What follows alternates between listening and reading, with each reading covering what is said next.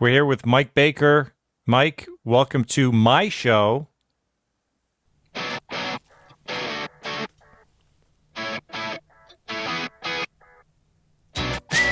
How to Be Tom Shalhoub, a podcast starring me, Tom Shalhoub.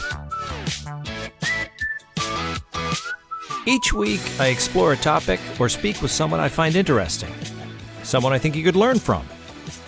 By listening, you might gain some insight into what it's like to be Tom Shalhoub. Now, why would anybody want to do that? Well, look, you have to model yourself after someone, right? Might as well be me. I mean, who are you going to be, Albert Einstein? Much easier to start with someone simple, like me, Tom Shalhoub.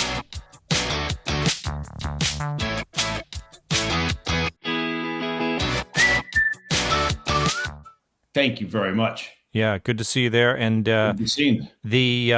So this is Mike Baker of Portman Square, but it used to be Mike Baker of Diligence LLC. That's what we used to always talk about when you were on Red Eye. Can you tell me the difference between Portman Square and Diligence? It's probably they're both consulting firms, I guess. Is that right? Yeah, it's actually it's the same company. When we my original partners and I were able to wrestle the business back from our last investor group. We kind of split it up amongst ourselves. And I basically retired the Diligence name and rebranded it as Portman Square Group. So it's the same people, it's the same great staff, same great services, same, just better taste. That's all. I see.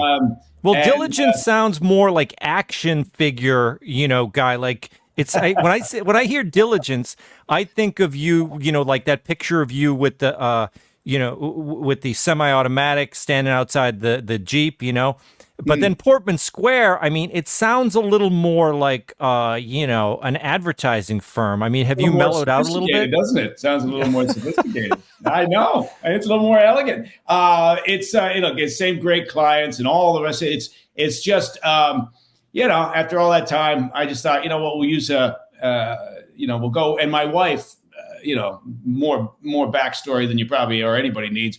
My wife had started some years ago a crisis communications firm and policy group.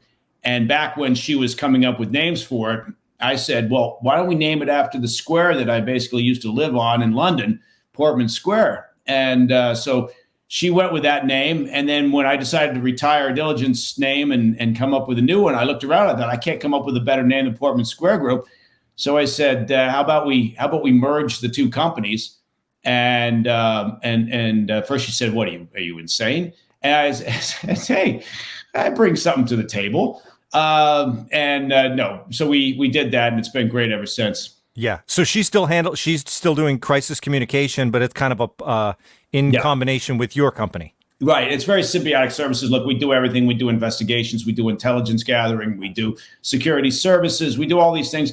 Crisis communications is a natural fit because oftentimes the companies, corporations, or whomever that we're working on behalf of, they're going to need some issues related to crisis comms and sometimes some policy work. So it's a really good fit. And I know they say you should never get into business with family but I haven't found that to be true because my wife is a hell of a lot smarter than I am. She's the smartest person I know. And so it's actually worked out great. Yeah. Let me ask about the, like you said, the investors, I hear a lot about things like this, especially with like security firms and things like that, where they have, someone starts a firm and then, in comes either like do you call them venture capitalists or are they just, investment groups or whatever? But when you turn your company or when you go into business with a group of investors, I'm assuming it's a very complicated thing. What do they do? Do they go to your bank? They look through all your things? I mean, and then how do you get, you mentioned you extricated yourself from the relationship with these people. How do you do that? I mean, does everybody sue each other? It's quite the process. We've gone through 2 rounds of investment back in the old days. We're wholly owned by myself, my wife. At this point, Portman Square Group is a wholly owned company, and we're very happy with that. But when you bring in investors, it's it's like a dating relationship, only then it becomes a marriage, and and there's a lot of there's a lot of moving parts there. And so you have to really understand the people that you're getting into business with. They have to understand your business. They have to know, exactly what they're taking on board. So if there's no transparency, or there's a lack of transparency, it's a problem. We've been fortunate over the years, and it's just that at this stage of my life, I think it's nice to have, not to say we might not take investment down the road. Depends on how large we want the company to get, but right now it's pretty sweet, being in complete control of your own destiny. Yeah, I don't know much about that kind of thing or whatever, but it probably my knowledge is based on. Did you see Mad Men, the show Mad Men? Sure. Yeah. So they were small, and then they got bought by that British firm, and everything changed, and then they didn't have control over their own advertising company anymore, and then they ended up wrestling back control. So that's everything I'm hearing about you. That's what I'm basing it all on. Yeah, it's that's not inaccurate. I mean, you spend a god awful amount of time, preparing presentations for the investors and shareholders. You think, okay, God, do I have to do another investment, presentation? You feel like, because look, but that's the deal you make, right? You take on outside capital, and you've got responsibilities now for that outside capital, and so and that's the thing. If you're going to do that, you have to be aware of what that means and how that shifts the playing field, what your parameters are. So it's I don't know. I've been very fortunate. I would in no way bitch or moan about my challenges in life after leaving the agency. I've had a great ride, and I've been very fortunate in that ride. So I got no complaints. So here's a question. You used to do red eye all the time, okay? Yeah. And we would horse around, and it was very silly and sometimes inappropriate and ridiculous.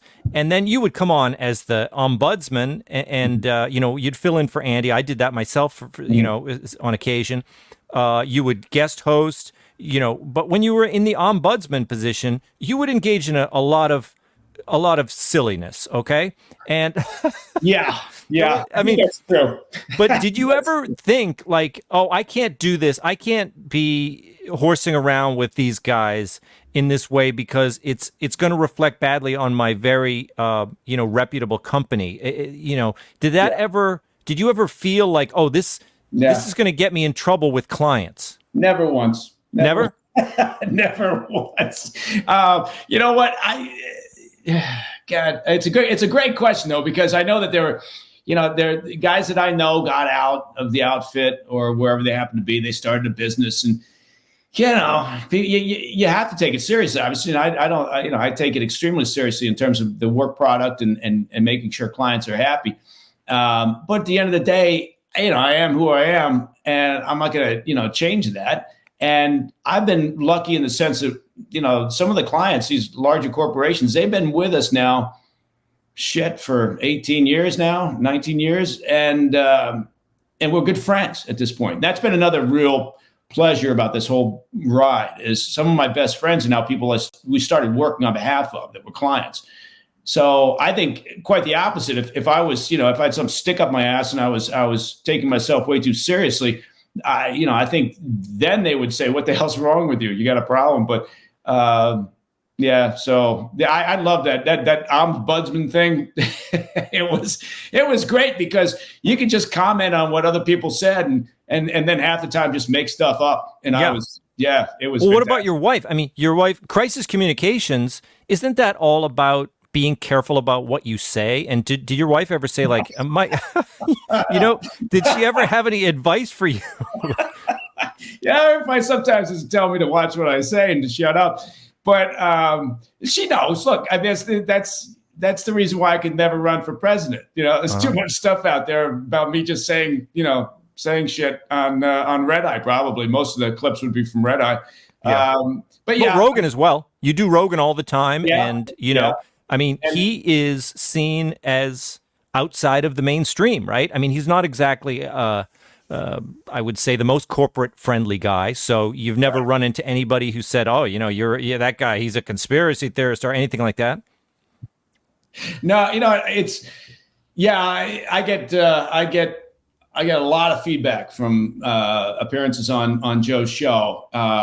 Great guy. Can't say enough good things about that guy. But I do get a lot of feedback, and what I've learned, I think, over the years, you know, the same thing, right? You've been doing this longer than I have. Is it you're going to piss off somebody somewhere, right? Yeah. It's going to be, whether you're talking about from a political perspective, you're going to piss the left off, you're going to piss the right off. Somebody's going to be upset, right? And so after a while, Joe's greatest advice to me was just don't ever read social media. Just don't read it. Don't read people's comments. Yeah.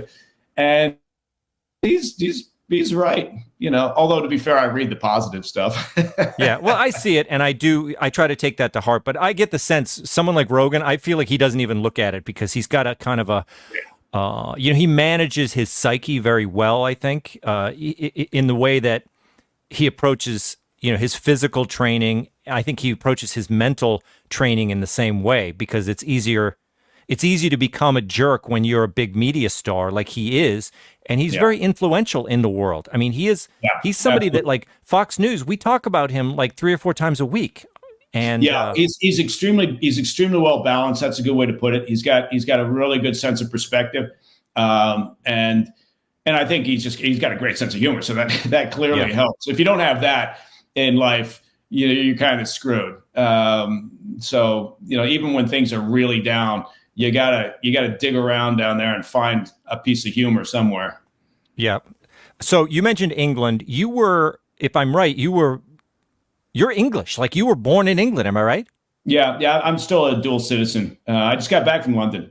Great town. But yeah, so my boys, Scooter, Sluggo, and Muggsy, they've got their, as does my daughter, they've got their citizenship. Yeah. So it's my dream. My dream is to move to a small village, in the Cotswolds, in the countryside, and maybe just solve a murder once a year or so. That would be, one of my favorite shows, Shetland. Yeah. Shetland, a great detective show based on the Anne Cleve novels, and it takes place in the Shetland Islands. But that's what I would picture you off solving crimes on an island. That's all I need is one a year just to keep me in beer money. Get enough feed for the sheep. But although I took my wife and my boys last year, I guess maybe it was, or the year before. I rented a small cottage up in a beautiful little countryside village, Barbary, and I thought this will be great. They'll see what I'm talking about. They'll understand why I keep babbling on about this is what we're going to do one day. And so we got up there to this small village, and it's quiet except for the sheep kind of, in the background up in the hills. And after about 2 days, they were like, "Oh God, what the hell is this? You mean this is it? We're going to go for walks and then we're going to go to the pub?" And I said, "That's it. That's what I'm talking about." Yeah. Anyway. I could do it. I like it. I have, I'm working on I haven't gotten it yet, but I'm, all my paperwork is in to get the Irish passport because my grandparents were both born in Ireland. So then I'll have the dual citizenship there. And then I guess I have essentially, that's EU, right? Ireland. So I can kind of go around Europe with the Absolutely. Irish passport, right? Yeah. It's anybody who's got the, not for that. People say, well, if they win that presidential election, I'm leaving the country. Yeah. And nobody ever does. But I mean, it's just good to have a backup. It's good to have a second passport. I think I've got 7 or 8 of them, so most of them not in my name. But anyway, I shouldn't have said that. But would you recommend, this would be, it's an idea in the back of my head, if I were traveling around the world, that I would have the Irish passport in my pocket, because I would think if some bad guys who pick me up, whether they're, whatever, Russians, Middle Eastern terrorists or whatever, I'm going to want to have a non-U.S. passport. I think, right? I don't want the terrorists to think I'm U.S. Am I right about that? No, look, that's absolutely true. I mean, if you think about it, it's that's just a logical thing, right? Next thing you know, they're pulling passports off of passengers. Some plane gets jacked, and they're looking. What are they looking for? They're looking for U.S. passports. Yeah. Again, not to over, but it's not atypical. So anyway, I think it's a great idea. So, and I wholeheartedly encourage it. Even if you can't get a genuine one, go out there, kids, and get yourselves a fake passport. Like Jason Bourne, you got a whole box you gotta full have of a box of them in a safe in a Swiss bank. So so CIA, right? You're CIA. Yeah. You talk on Rogan about intelligence matters. On a recent Rogan, you said he was asking you about October 7th, and you said massive intelligence failure. That was a quote, and I wrote that down because people have been saying that, massive intelligence failure, and then you said it, and I said, I got to ask Mike about that because I feel like we hear that phrase a lot in the past 20 years. I mean, are these guys any good? And I'm talking about your old colleagues, CIA, MI6, you got Mossad, you got, obviously, or those the big three. Are they any good at what they do? Because it seems like, Iraq was massive intelligence failure. Obviously, domestically, what has gone on with the whole in the Trump era with Russia collusion, massive intelligence. I don't know if it's failure or if it's bad actors, probably a little of both. And then you got this what's supposed to be the best guys, Mossad and Israeli intelligence, and there was a failure there. So what is the reason for it? Is it just, are they all overrated? No, they're not overrated. There's a general sense in the public's mind, I think, because they do watch Jason Bourne movies and they do watch, spy films and TV shows and read spy books and everything. There's this sense that it's infallible, that this is how you operate. You get the intelligence, you act, you stop the whatever the action is by the terrorists or whomever.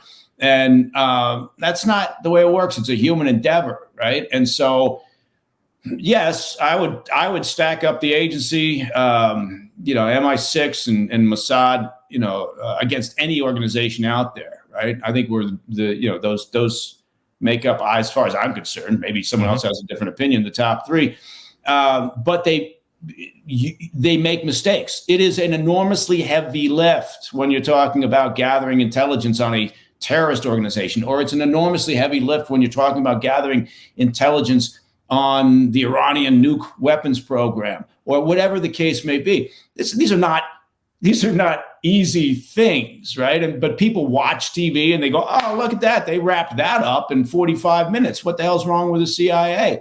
So I can't overstate it enough. It is a very difficult job. And fantastic career if any young people out there listening and are interested in. But it's very complicated. What happened with Israel? Look, that was a multi-year effort, right? In a lot of ways by Hamas and by the Iranian regime, which is the puppet master for Hamas, right? So everything that Hamas does, the IRGC, Revolutionary Guard Corps, from Iran is front and center.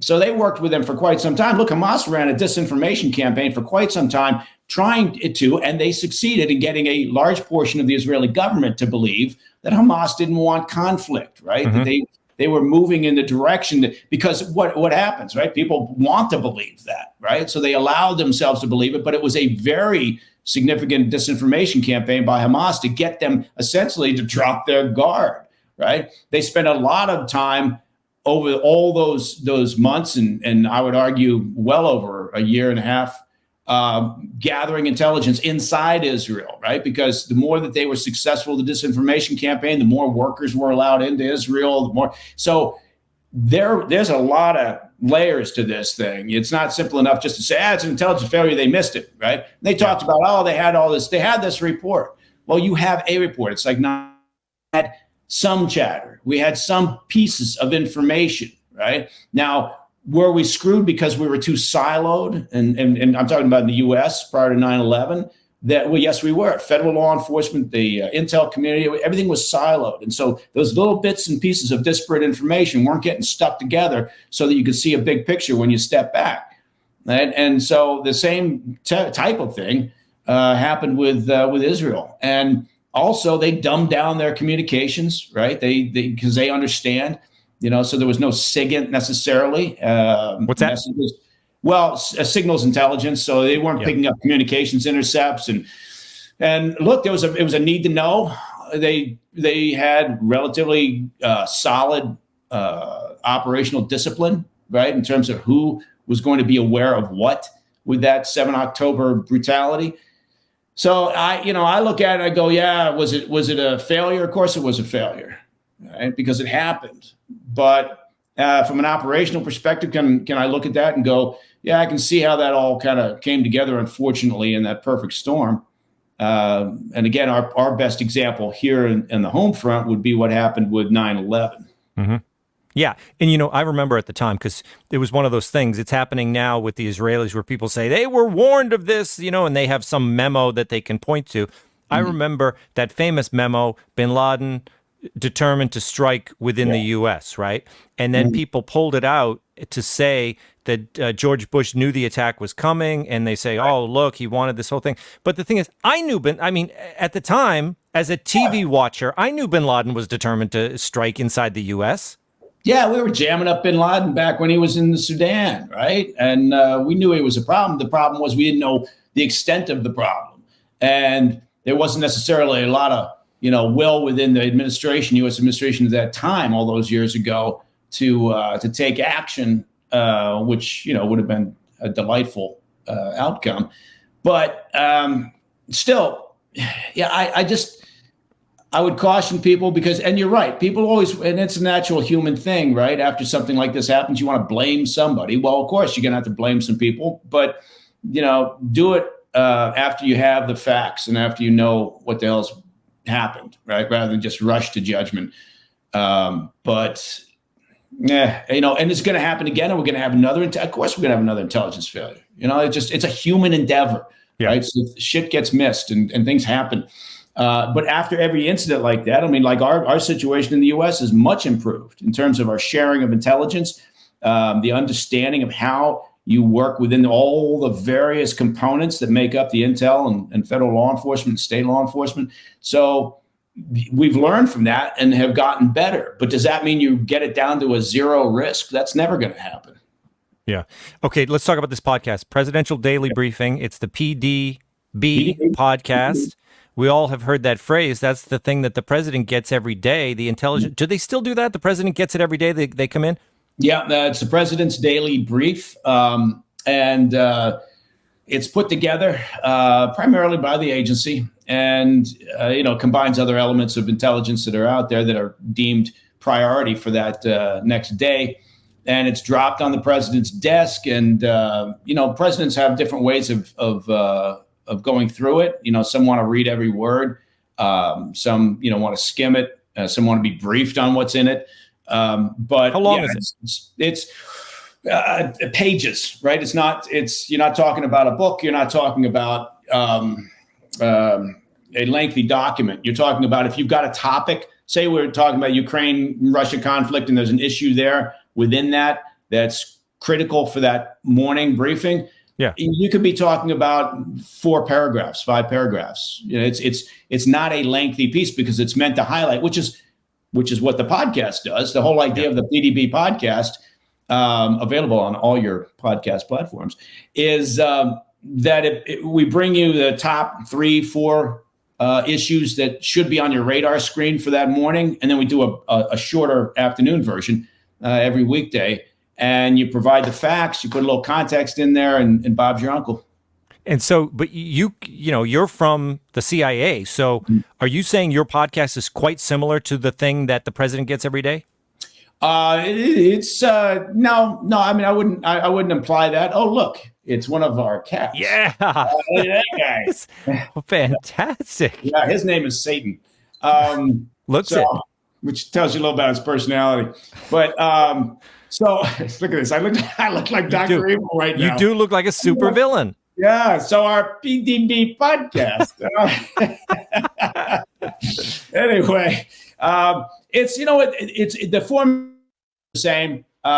Whether we're covering the same issues look, we don't have access to national security secrets. That's a good thing. Otherwise, we'd be in jail.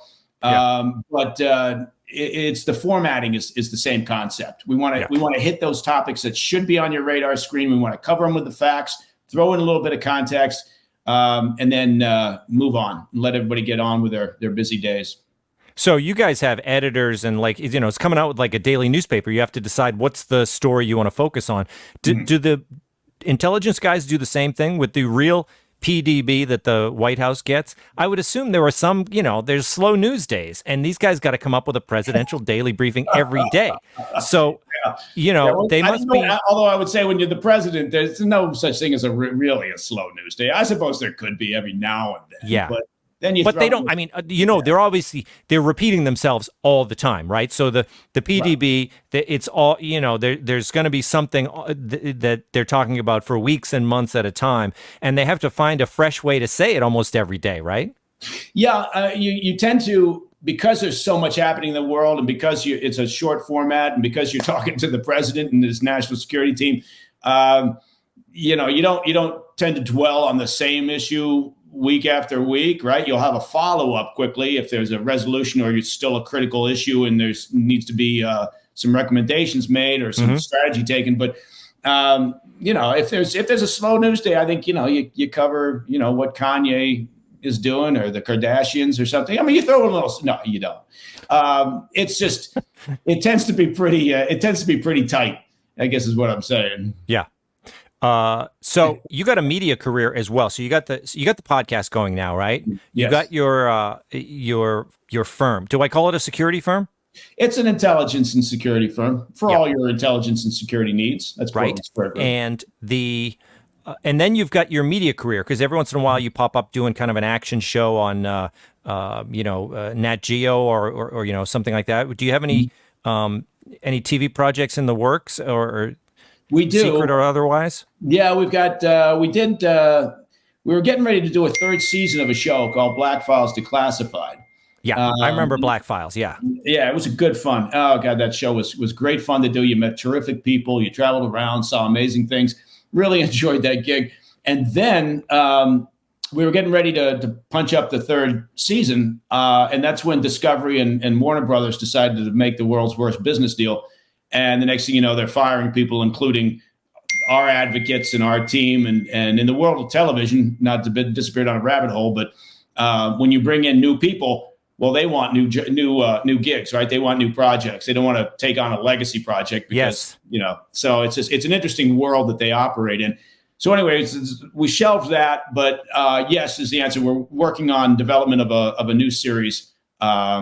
And that it should be a lot of fun. I can't talk about it much because there's some caveats on it, but it would be a lot of fun, and it would be kind of in the same vein, traveling around, a lot of investigative work, and focused on some very interesting things. But hopefully we can bring more news about that later on. Yeah. So there's something that I've noticed lately, and I don't know how this kind of came to be, but there's various kind of like intelligence / world politics guys, and they like to like go hiking in the wilderness and then give you like intelligence updates while they're hiking in the mountains. Have you noticed this? Like it's the, obviously Peter Zeihan is a big guy, like Zeihan, or how the hell did I miss this trend? Oh, I'm telling you, it's a trend. I don't know if Zeihan was the guy who started it, but they kind of, this is the way it goes. They're like, they got their camera and they're like, hey, I'm hiking up Pikes Peak and I just want to tell you what's going on in the Middle East. It's like this. I don't know if it's something you've noticed.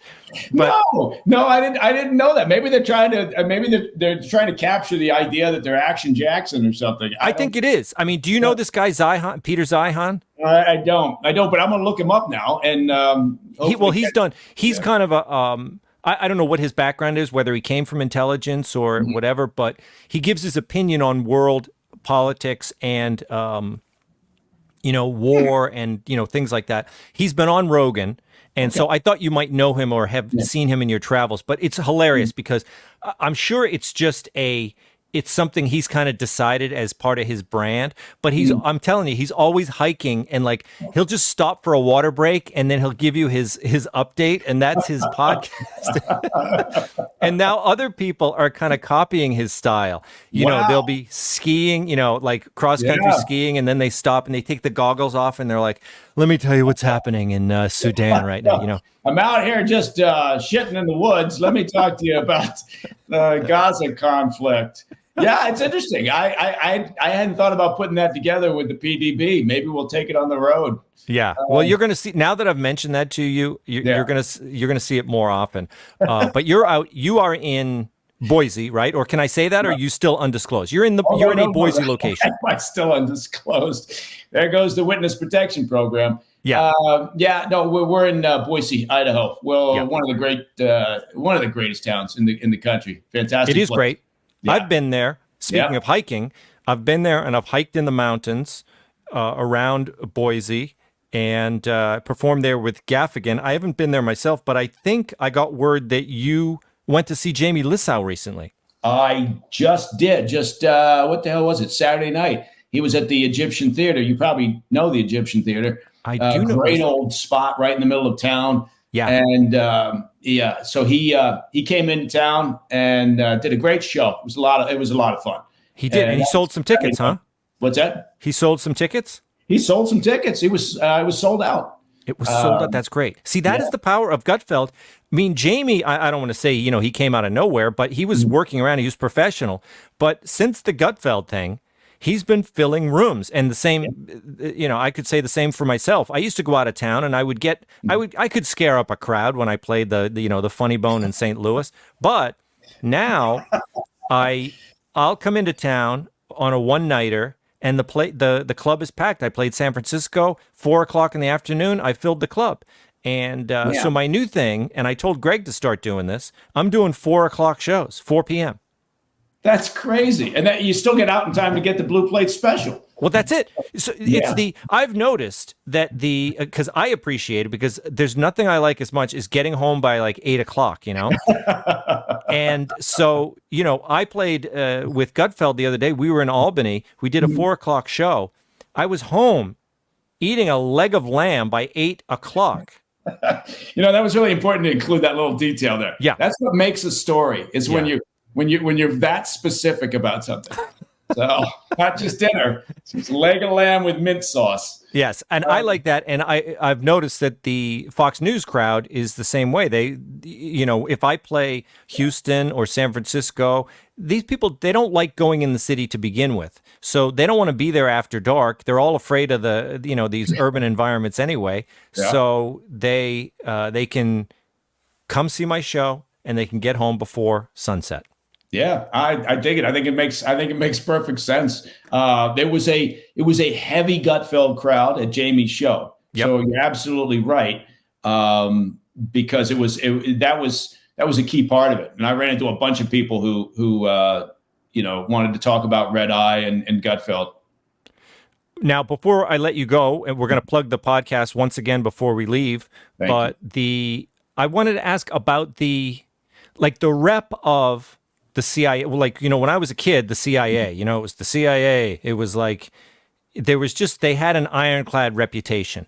But in the past few years with the Peter Strzok's and he wasn't CIA, he was FBI as far as I know. But, you got Brennan and Clapper and these other guys who were becoming very political. And now intelligence figures are almost all, you start to see the retired intelligence officials in partisan camps.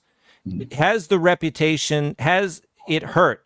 I mean, has it hurt you? Does it hurt your heart to see that intelligence has become politicized in that way?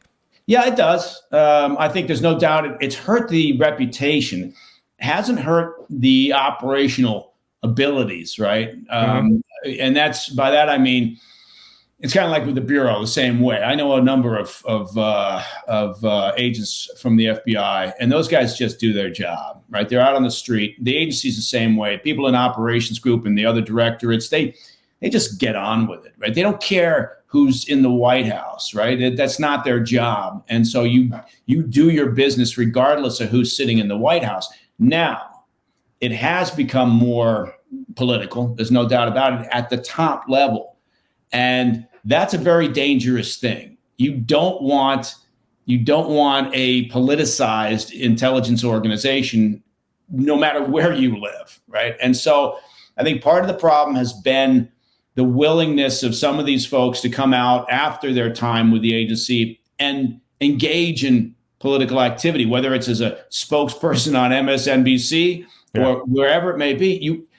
That is a real problem, because that's how people sit and they look and they go, well, wait a minute, you used to be the deputy director at the agency, and now you're clearly partisan sitting here. What am I supposed to think, right, about the agency as an organization? If you were in charge and you're sitting there on one network or another, espousing very partisan views, naturally people are going to think, well, that must be the way the agency works. And I'm here to tell you, it doesn't. It's an apolitical organization at street level, or however you want to refer to it. But you don't want those senior individuals, I think, whether they're certainly when they're serving and even when they're not serving anymore, you don't want them to be politicized if possible. But, that horse has left the barn. And speaking of that, you when I was first at Fox, I assumed you were a Fox News contributor. You never were a contributor. You've never really worked at any of these networks. And part of that is you want to keep yourself free to be able to you can do whatever you want, right? Right. Yeah. To me, it kind of goes back to your original question about, my business, right? My clients, right?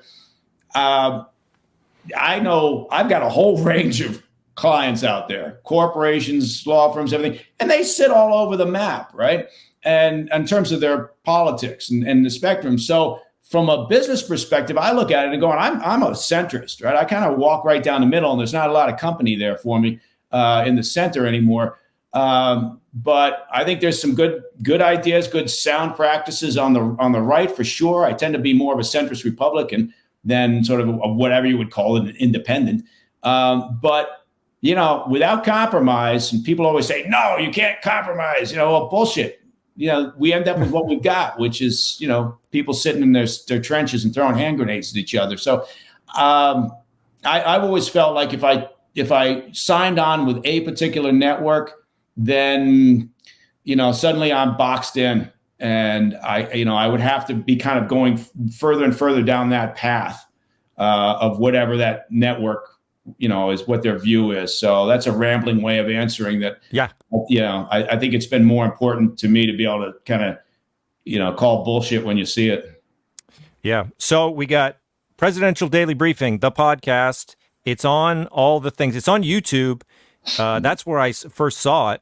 But, they can subscribe everywhere. It's the Spotify, it's Apple Podcast, and it's kind of a top. Didn't you tell me it's like scoring in the very high numbers? We hit number one on Spotify for a brief moment. And I said, well, that's not going to last long, because Joe is he's solid up there at the number one spot. But we actually took the number one spot for a brief shining moment in American podcast history. But we've been in the top 5 consistently since we launched it again in September. So it's been very rewarding. But it's on Apple and all the others. I appreciate you mentioning it. It's been a really excellent experience so far, and we're looking forward to doing some additional things besides the weekday morning and afternoon delivery. We've got some other ideas in the works for the podcast. You got it's double podcast. It's twice a day. Yeah, we do a every weekday morning.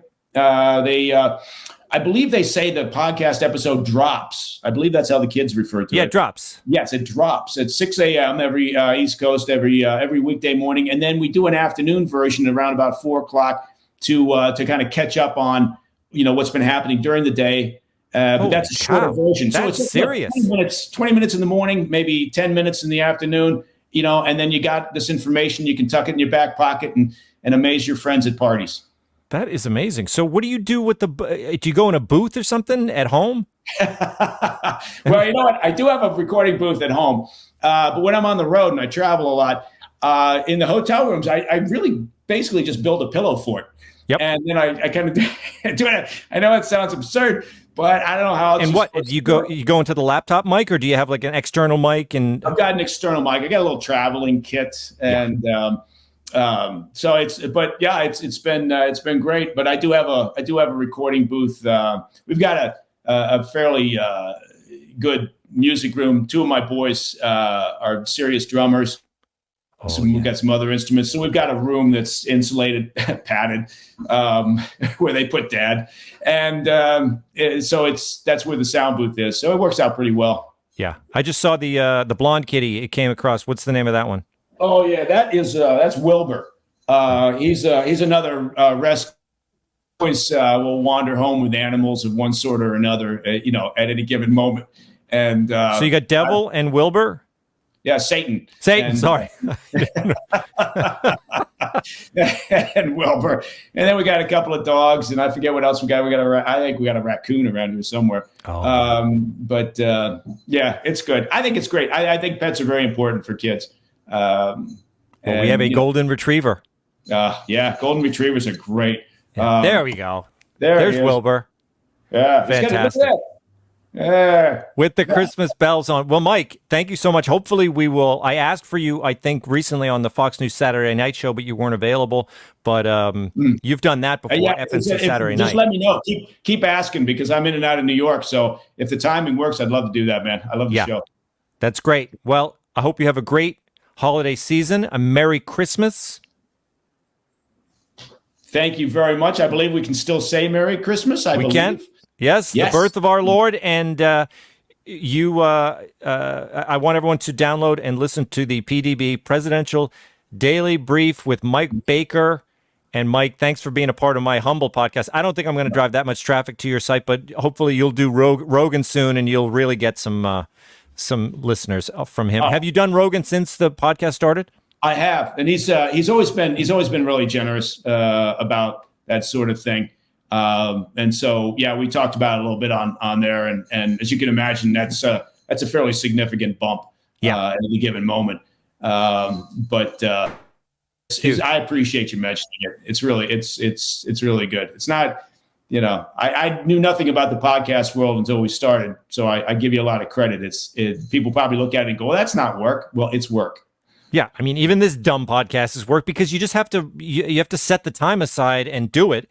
And then, for me, it's not like I'm not the busiest guy in the world, but Fox News is constantly calling me in and out of the city. So, but that's why I like doing this. This isn't really, it's not the most professional thing in the world, but I like coming on. I like having chats. And this is kind of my own thing. It's separate from Fox. And so it's just fun to have a thing of my own, Well, come out to Boise. Do another show out here. Yes, I will. Should I call the Egyptian? Good space?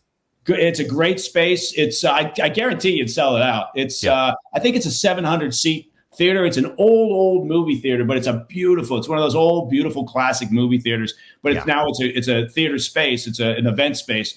But I guarantee you'd sell it out. It's great. Okay, I'll do it. All right, man. Talk to you soon. Thank you. Thanks for being here. See you later. That's Mike Baker, everybody.